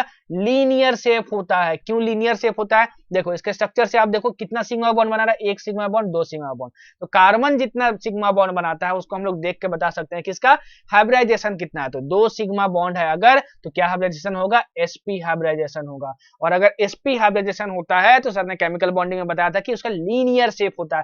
तो CO2 is linear shape and carbon is sp hybridised. बहुत इंपॉर्टेंट भाई। और मजे की बात क्या है कि ये जो CO2 है वो रेजोनेंस भी करता है। अभी रेजोनेंस क्या होता है सर? मैंने अपने ऑर्गेनिक केमिस्ट्री के लेक्चर में पढ़ाया है, जो कि मैंने प्रीवियस ईयर में करवाया था। नहीं देखो तो वहां पे जाके देखो, ठीक है। लेकिन फिर भी बेसिक आइडिया होगी तो आप समझ गया होगा कि यहाँ पे रेजोनेंस है, क्योंकि यहाँ लोन पेयर और यहाँ पे डबल बॉन्ड कंजुगेशन में, ठीक है। समझ में आया आपको? अच्छा, अब मजे की बात क्या है, ये CO2 लीनियर होता है, ठीक है। CO2 लीनियर होता है। कोई भी अगर लीनियर मॉलिक्यूल हो तो उसका डाइपोल मूवमेंट क्या होता है? जीरो होता है। ये सर ने बताया था। इसलिए CO2 का डाइपोल मूवमेंट क्या होगा? जीरो होगा भाई। और CO2 जो है वो क्या दिखाता है? रेजोनेंस दिखाता है। क्या दिखाता है? रेजोनेंस दिखाता है। अब इस स्ट्रक्चर से ये दोनों रेजोनेंट स्ट्रक्चर आप बनाने की कोशिश करो कि कैसे बनेगा, ठीक है। इंपॉर्टेंट है, पूछा जाता है विच of the following is the resonating structure of CO2। तो आपको यहाँ पे देखना होगा, ठीक है बच्चों। समझ में आया? समझ में आया। और मजे की बात क्या है कि एक्सपेरिमेंटली देखा गया कि ये जो CO बॉन्ड है और ये जो CO बॉन्ड है, इन दोनों का बॉन्ड लेंथ क्या होता है? इक्वल होता है। बॉन्ड लेंथ क्या होता है? इक्वल होता है। दोनों जो CO बॉन्ड्स हैं उनके जो बॉन्ड लेंथ है वो इक्वल है, वो 115 pm होते हैं। तो ये याद रखने की जरूरत नहीं कि कितने pm होते हैं, लेकिन ये याद रखने की जरूरत है कि दोनों CO बॉन्ड्स जो कार्बन डाइऑक्साइड में पाए जाते हैं वो क्या होते हैं? इक्वल होते हैं, ठीक है बच्चों। बढ़ते हैं आगे और हम लोग पढ़ेंगे सिलिकॉन डाइऑक्साइड के बारे में। यहाँ पे बच्चे को समझ ही नहीं आता भाई क्या पढ़े और क्या नहीं पढ़े, क्या नहीं पढ़े, ठीक है। और थोड़ा टफ लगता है बच्चों को, ठीक है, सिलिकॉन डाइऑक्साइड के बारे में पढ़ना। लेकिन फिर मैं बहुत इजी तरीके से बताऊंगा, जो आपको निट में इंपॉर्टेंट है उतना आपको बता दूंगा। मजे की बात क्या है कि जो हमारा जो अर्थ क्रस्ट बना है वो 95% बना है सिलिकेट्स एंड सिलिका से मिलकर। किससे? सिलिकेट्स एंड सिलिका से मिलकर। सिलिकॉन डाइऑक्साइड जो इसका फॉर्मूला SiO2, उसको हम लोग सिलिका भी बोलते हैं। अगर आपसे सिलिका का फॉर्मूला पूछा जाए तो आप क्या बोलोगे? SiO2। SiO2 मतलब क्या? Silicon dioxide. क्या बोलते हैं उस सिलिकॉन डाइऑक्साइड को? हम लोग सिलिका भी बोलते हैं। और सिलिका जो है वो बहुत सारे फॉर्म में पाया जाता है। इसके जो क्रिस्टलाइन फॉर्म्स हैं सिलिका के, वो क्या क्या हैं? Quartz, क्रिस्टोबैलाइट and ट्राइडिमाइट। ट्राइडिमाइट, बहुत इंपॉर्टेंट, ये क्रिस्टलाइन फॉर्म ऑफ सिलिका है भाई। आपसे पूछा जाता है कि which of the following is an example of crystalline form of silica, तो ऑप्शन में रहेगा क्वार्ट्ज, क्रिस्टोबालाइट, ट्राइडाइमाइट, तो आपको टिक मारना पड़ेगा ऑल ऑफ द अबव में, ठीक है। अभी आप आगे भी जाके पढ़ोगे, अभी नेक्स्ट स्लाइड में पढ़ोगे कि जो सिलिका जेल होता है, ठीक है ना, और एक और बताऊंगा आपको वो क्या होता है, एमॉर्फस फॉर्म ऑफ सिलिका होता है। तो यहां से क्वेश्चन बनता है कि कौन सा एमॉर्फस फॉर्म है सिलिका का, और कौन कौन क्रिस्टलाइन फॉर्म ऑफ सिलिका है। समझ में आया? बोलो झमाझम, बोलो हाँ सर समझ में तो आया। मजे की बात क्या है कि जो सिलिकॉन डाइऑक्साइड है ना भाई, वो कोवैलेंट होता है। मतलब देखो ये सिलिकॉन डाइऑक्साइड का स्ट्रक्चर है भाई, इतना भयानक। इसका सिंपल स्ट्रक्चर नहीं होता, ये पॉलीमेरिक फॉर्म में पाया जाता है, पॉलीमेरिक फॉर्म में पाया जाता है, मतलब उसका बहुत बड़ा चेन पाया जाता है। और ये जितने भी बॉन्ड्स तुमको दिख रहे हैं ना, ये सब कोवैलेंट बॉन्ड्स हैं। इसलिए बोला जाता है कि जो सिलिकॉन डाइऑक्साइड है वो कोवैलेंट होता है और 3 डायमेंशनल नेटवर्क सॉलिड होता है। मतलब कि इसका जो स्ट्रक्चर होता है पॉलीमेरिक फॉर्म में, वो 3 डायमेंशनल होता है, ना कि 1 डायमेंशनल होता है, ठीक है। इंपॉर्टेंट पॉइंट था। और मजे की बात क्या है, आप यहाँ पे देखोगे कि ये हर एक रिंग जो बन रहा है, देखो एक रिंग ये बन रहा है, इसमें कितने एटम्स हैं, 1 2 3 4 5 6 7 8, मतलब 8 मेंबर्ड रिंग्स बन रहे हैं। तो ये बहुत इंपॉर्टेंट है नोट करना कि जो सिलिकॉन डाइऑक्साइड है उसके स्ट्रक्चर में 8 मेंबर्ड रिंग्स पाए जाते हैं। और मजे की बात क्या है, देखो यहाँ पे एक सिलिकॉन एक ऑक्सीजन, एक सिलिकॉन एक ऑक्सीजन, एक सिलिकॉन एक ऑक्सीजन, मतलब हर एक सिलिकॉन ऑक्सीजन एटम अल्टरनेट जुड़ा हुआ है। बहुत इंपॉर्टेंट, बहुत इंपॉर्टेंट, बहुत इंपॉर्टेंट। नोट कर लिया बच्चों, ठीक है। अब बढ़ते हैं आगे, इतना इंपॉर्टेंट पॉइंट था इसमें, ठीक है। अब बढ़ते हैं आगे और देखते हैं सिलिका के बारे में। दैट इज सिलिका मतलब क्या, SiO2 के बारे में।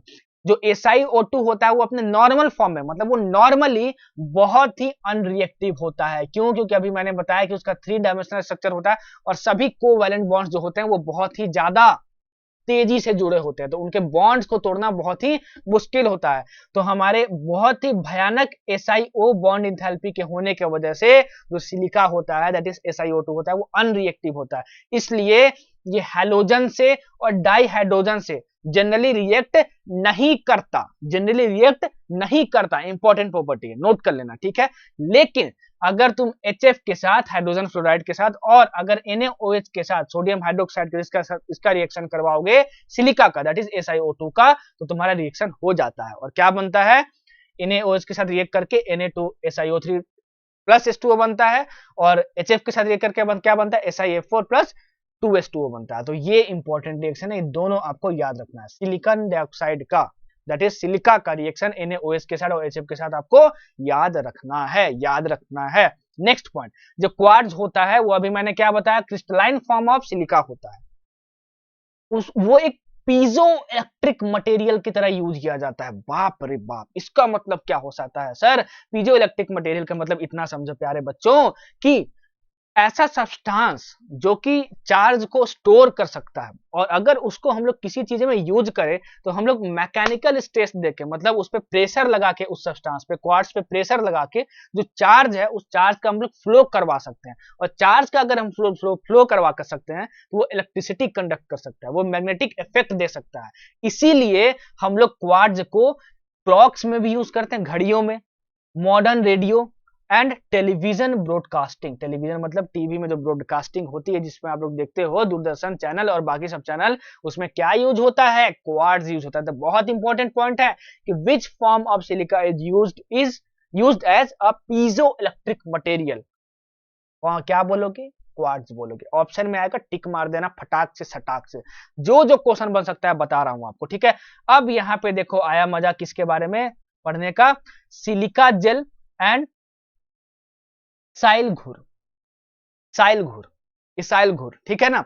ये दोनों जो हैं वो एमॉर्फस फॉर्म ऑफ सिलिका होते हैं, नोट कर लेना। सिलिका जेल एंड साइल घूर is example of amorphous form of silica. ये पूछा जाता है विच of the following is an amorphous form of SiO2, that is silicon dioxide. तो ऑप्शन में रहेगा सिलिका जेल, साइल घूर, बोथ ए एंड बी, तो अब both A and B tick मारोगे, ठीक है। और मजे की बात क्या है, जो सिलिका जेल है ना, वो ड्राइंग एजेंट की तरह यूज किया जाता है। ड्राइंग एजेंट मतलब क्या हुआ, किसी चीज को सुखाने में, वाटर एब्जॉर्ब करने में यूज किया जाता है सिलिका जेल।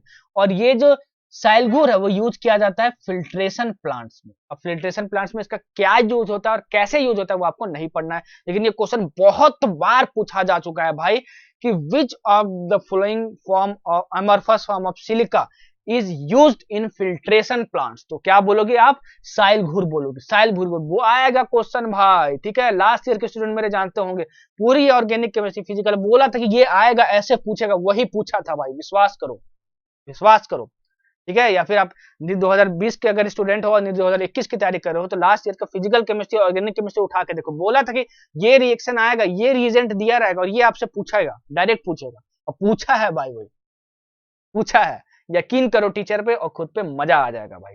अब देखते हैं हम लोग सिलिकॉन्स के बारे में, देखेंगे हम लोग सिलिकॉन्स के बारे में। They are a group of organosilicon polymers which have R2SiO as a repeating unit। Silicones जो होता है उसमें R2SiO रिपीटिंग यूनिट होता है, बहुत इंपॉर्टेंट। मतलब क्या कि सिलिकॉन्स ऐसे पॉलीमर्स होते हैं जिसमें कि R2SiO जो है वो बार बार रिपीट होता है। वो क्या होता है? बार बार रिपीट होता है, ठीक है। R क्या है तुम्हारा? यहाँ पे अल्काइल ग्रुप है तुम्हारा, क्या है? अल्काइल या फिर अराइल ग्रुप है, ठीक है।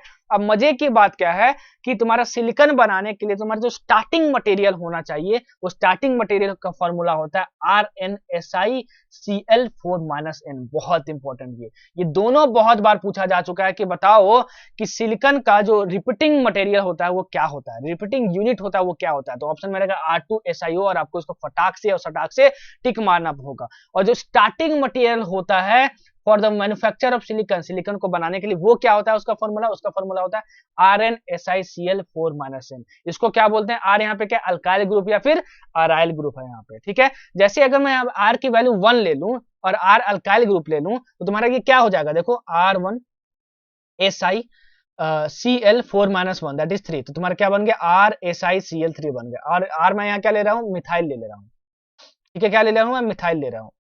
तो तुम्हारा क्या बन गया? ये CH3SiCl3 ना, CH3SiCl3, हाँ बिल्कुल यही, ठीक है। अच्छा ये हमको मिल गया, ठीक है। अच्छा, अगर हम लोग मिथाइल क्लोराइड ले लें दैट इज CH3Cl और उसको हम लोग सिलिकॉन के साथ रिएक्ट करवाएं in the presence of copper powder, तो हमको मिलता है क्या क्या? सुनो, बहुत कुछ हमको मिलता है। हमको मिलता है Me क्या है? मिथाइल ग्रुप है दैट इज CH3SiCl3 जो मैंने बताया अभी, ये मिलता है तुमको। Me2SiCl2 भी मिलता है दैट इज CH3 SiCl2 भी मिलता है, CH3 SiCl भी मिलता है with small amount of CH3 Si भी मिलता है। ये पूछा जाता है भाई कि CH3Cl को जब Si के साथ रिएक्ट करवाते हैं in the presence of copper तो आपको क्या क्या मिलता है? तो ये सारी चीजें मिलती हैं, सिर्फ ये नहीं मिलता है। मजे की बात क्या है कि सबसे ज्यादा अमाउंट इसका मिलता है, इसलिए हम लोग इसको बस यहाँ पे शो करते हैं। और जब इसका हम लोग हाइड्रोलाइसिस करवा देते हैं ना भाई, हाइड्रोलाइसिस मतलब क्या? वाटर के साथ रिएक्ट करवा देते हैं तो 2 Cl2 यहाँ पे जो तुमको दिख रहा है ना, वो रिप्लेस हो जाता है किससे? 2 हाइड्रोक्सिल ग्रुप से। तो देखो यहाँ पे 2 Cl2 जो ग्रुप था वो 2 OH2 ग्रुप से रिप्लेस हो चुका है यहाँ पे। तो क्या बन गया है तुम्हारा? CH3SiOH2, ठीक है। मजे की बात ये है। और ये तुम्हारा जो बना है CH3SiOH2, देखो वही इसको एक्सपेंडेड फॉर्म में लिखा हुआ है कि Si और 2 H ग्रुप और 2 CH3 ग्रुप। जब इसका तुम पोलेमराइजेशन करवाते हो, मतलब एक चेन में तुम जोड़ने की कोशिश करते हो, तो होता क्या है कि तुम्हारा सिलिकॉन बन जाता है, सिलिकॉन बन जाता है, यही सिलिकॉन, ये सिलिकॉन बन जाता है। क्या बन जाता है तुम्हारा? सिलिकॉन बन जाता है। और सिलिकॉन का स्ट्रक्चर कैसा होता है? कुछ ऐसा होता है। इसको याद कर लो, पूछा गया है, पूछा जाता है, पूछा गया है, पूछा जा सकता है, ठीक है। कि which of the following is the structure of silicones, तो ये रहेगा पूरा स्ट्रक्चर और आपको टिक मारना पड़ेगा। तो इसको अच्छे से याद कर लो, ये पूरा रिएक्शन बहुत इंपॉर्टेंट है, ठीक है। जो जो बताया हूं नोट कर लेना प्यार और मोहब्बत से, और होप की समझ में आपको आ गया होगा। अब मजे की बात क्या है कि सिलिकॉन जो होते हैं वो पॉलीमर्स होते हैं, तो पॉलीमर्स का बहुत लंबा चेन हो सकता है। तो अगर हम चाहें कि वो जो चेन बन रहा है बहुत लंबा, उसके चेन के लेंथ को हम लोग कम कर सकते हैं, वो कैसे करेंगे?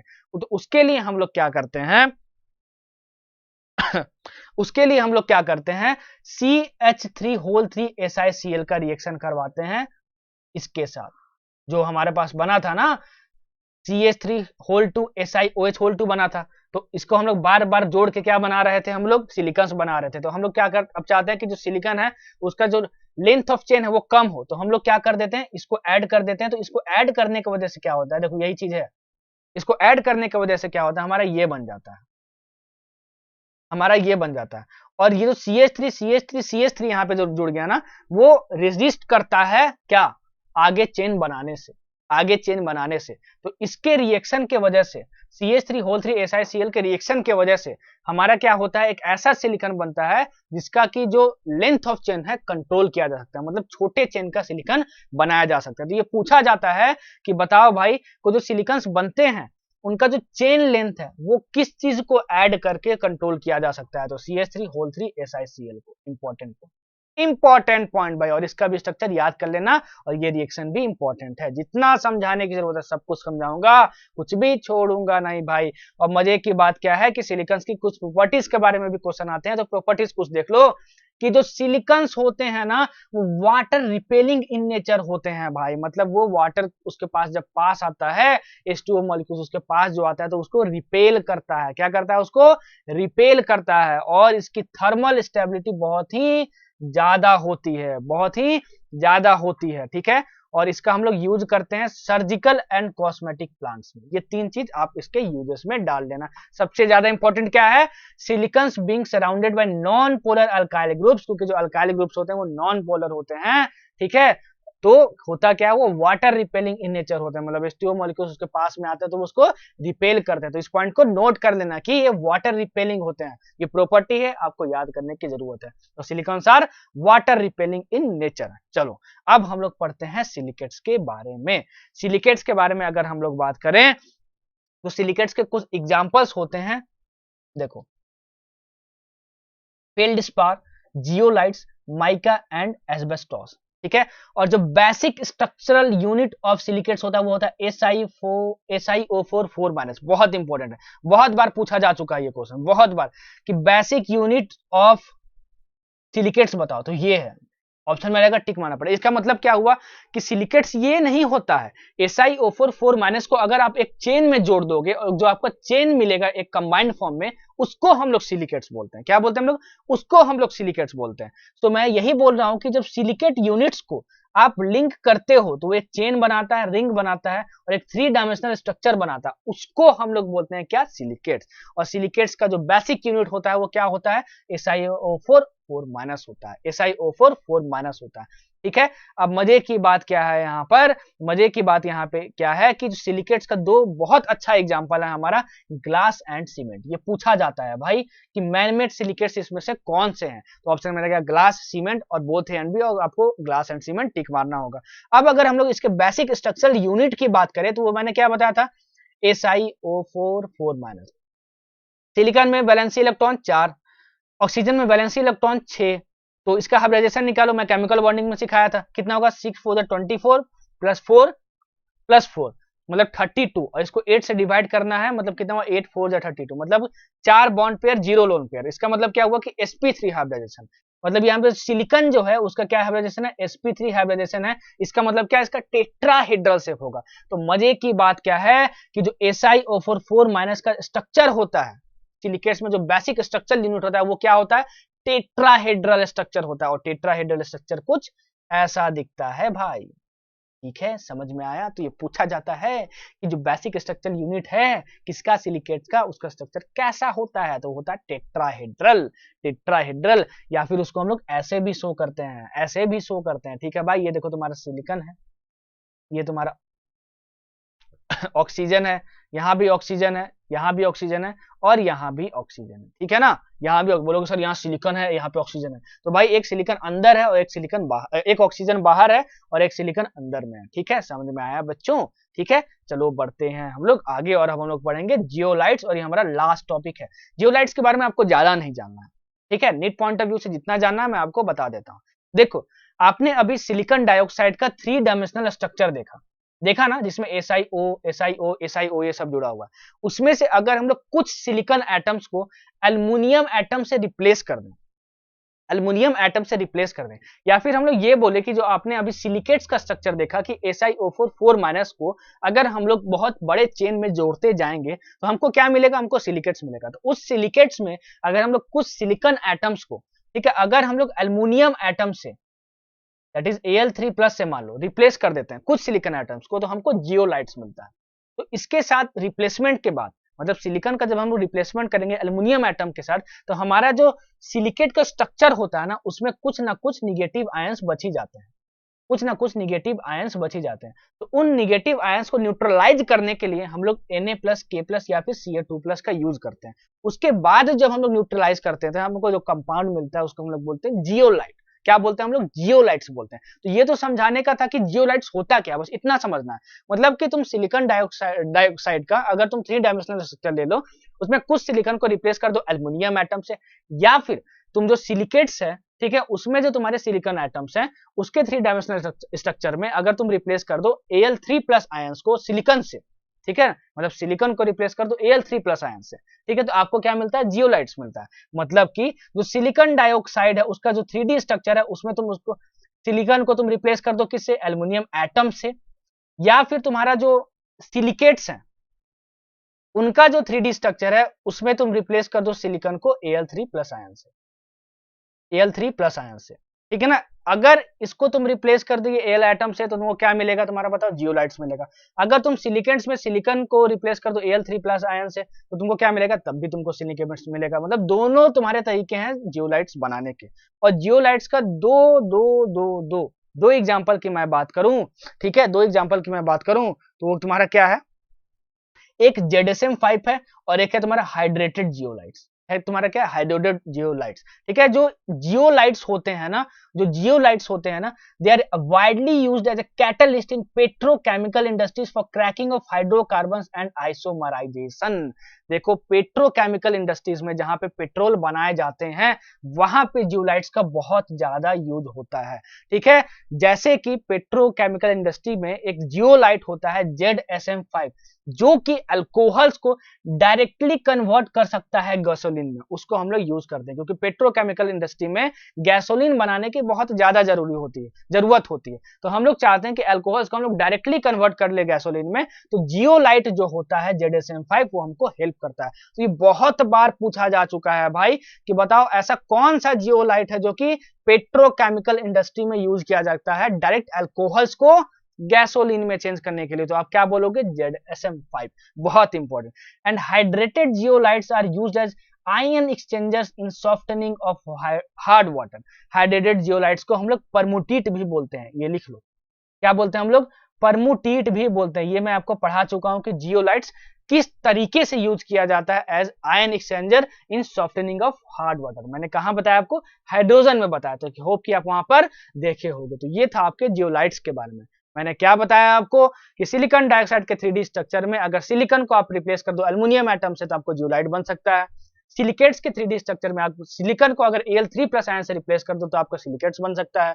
2 इंपॉर्टेंट सिलिकेट्स के बारे में मैंने जियोलाइट्स के बारे में मैंने बात किया, ठीक है। एक जियोलाइट है आपका ZSM5, दूसरा जियोलाइट है आपका हाइड्रेटेड जियोलाइट जिसको हम लोग बोलते हैं परमोडीट। एक जियोलाइट ZSM5 कहाँ यूज किया जाता है, पेट्रोकेमिकल इंडस्ट्री में यूज किया जाता है। दूसरा कहाँ यूज किया जाता है, in softening of hard water, in softening of hard water, ठीक है। तो इतना था ग्रुप 14 के बारे में। इतना अगर आप पढ़ लिए भाई तो ग्रुप 14 से एक भी क्वेश्चन बाहर नहीं आएगा। अगर मैं प्रैक्टिस की बात करूं तो इसके बाद मैं आपको करवाऊंगा पुश अप सीरीज, उसको कर लेना, PYQs बना लेना, बस इतना इनफ है। उसके बाद भी अगर टाइम बच जाए आपके पास तो NCERT at your finger tips, आपके पास अगर ये बुक है केमिस्ट्री की तो उसको बनाना या फिर ना बनाना, लेकिन एटलीस्ट ये दोनों तो करना ही है। अगर ये दोनों नहीं कर पा रहे हो तो भाई दिक्कत है। और मैं जितना भी नोट्स मैं आपको बनवाया हूं, ठीक है, अपने लेक्चर के थ्रू, उसको बार बार टाइम टू टाइम रिवाइज करता रहो, इतना इनफ है। इसके बाद आपको एनसीईआरटी पढ़ने की जरूरत नहीं है, एकदम झमाझम करके आओगे, ठीक है। तो ये आपका कंप्लीट हुआ क्लास 11th की इनऑर्गेनिक केमिस्ट्री। अब हम लोग क्लास 12th की इनऑर्गेनिक केमिस्ट्री पढ़ेंगे, ठीक है। 11th का जितना भी पार्ट था मैंने कंप्लीट कर दिया। होप कि आपको बहुत पसंद आया होगा और आप बहुत ज्यादा मेहनत कर रहे होंगे, ठीक है। तो मिलते हैं हम लोग अगले लेक्चर में। अगर वीडियो पसंद आई तो वीडियो को लाइक करो, नहीं पसंद आई तो डिसलाइक करो और बताओ मुझे कि क्यों नहीं पसंद आई और मैं क्या इंप्रूव कर सकता हूँ। दोस्तों के साथ शेयर करो, प्यार मोहब्बत प्रेम और बांटते रहो, मजा आ जाएगा भाई। पढ़ाई करते रहो, बोलो झमाझम, और मिलते हैं फिर हम लोग अगले लेक्चर में। टाटा बाय बाय।